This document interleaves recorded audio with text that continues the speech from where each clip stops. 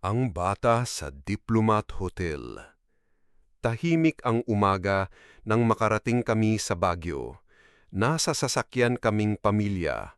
Lahat ay masigla sa pagbabakasyon, maliban sa akin. Hindi ko maintindihan pero parang may bumubulong sa akin mula pa sa malayo. Parang may kumakapit sa batok ko at ayaw akong bitiwan. Diplomat Hotel ang una sa itinerary, masiglang sabi ni Kuya. Sikat ang hotel sa dami ng kwentong kababalaghan. Nang marinig ko yon, parang bumigat ang dibdib ko. Ayoko nang bumaba sa sasakyan pero dahil pamilya ko ang kasama ko, bumaba rin ako. Habang papasok sa lumang gusali, parang bumabagal ang oras.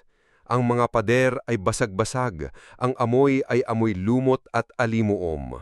At sa gitna ng katahimikan, parang narinig ko ang mahinang iyak, parang batang humahaguldol sa kung saang sulok. Habang paakyat kami sa hagdan, naramdaman ko ang isang malamig, maliit na kamay na kumapit sa akin. Nang ibaling ko ang tingin, nakita ko ang pamilya ko sa unahan, masayang kumukuha ng mga larawan.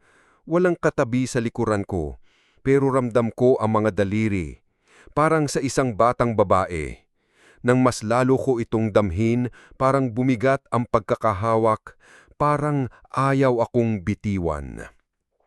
Sumigaw ako, lumingon ng pamilya ko at tinanong kung ayos lang ako. Nang itingala ko ang ulo, bigla itong nawala. Para lang itong hangin, pero ang pakiramdam sa palad ko parang nakabakat pa rin ang mga daliri sa balat ko. Sunubukan kong pumalma at sumabay sa pamilya ko sa paglalakad. Nang makarating kami sa isang silid, bumungad sa amin ang isang lumang altar, mga pira-pirasong kandila at isang larawan ng isang batang babae sa pader.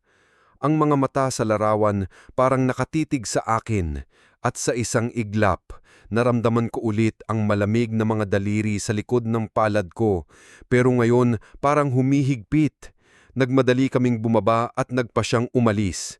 Nang makarating kami sa taxi sa labas, pumasok kaming lahat at saka lang ako nakahinga ng maluwag.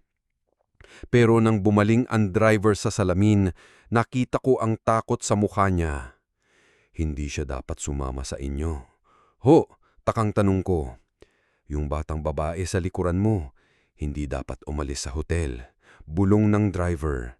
Nanigas ang katawan ko.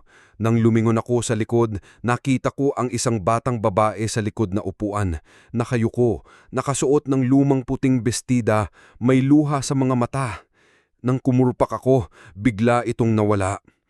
Hanggang sa makauwi kami sa Maynila, parang nakabikis sa akin ng takot.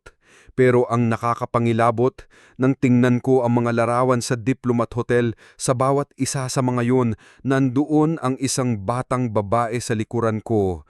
Nakatitig, nakahawak sa balikat ko, nakangiti ng nakakahilabot.